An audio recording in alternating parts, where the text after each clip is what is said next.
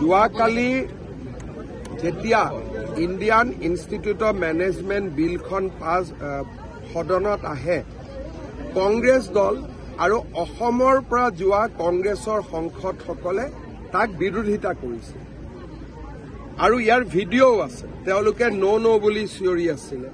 গতিকে অসমৰ ৰাইজে ঘটনাবোৰ নিজেই চাই আছে যে নিজৰ ৰাজ্যত এখন ইণ্ডিয়ান ইনষ্টিটিউট অফ মেনেজমেণ্ট আহিব, তাকো তেওঁলোকে বিৰোধিতা কৰে। গতিকে কংগ্ৰেছ যে অসম বিৰোধী তাক তেওঁলোকে নিজেই বাৰে বাৰে প্ৰমাণ কৰি থাকে। আমি প্ৰমাণ দিয়াৰ দৰকাৰে নাই। ছেমি কণ্ডাক্টৰৰ সময়ত মল্লিকাৰ্জুন খাৰ্গে লৰাই বিৰোধিতা কৰিছিল। IIMত অসমৰ পৰা যোৱা সাংসদসকলে বিৰোধিতা কৰিছে।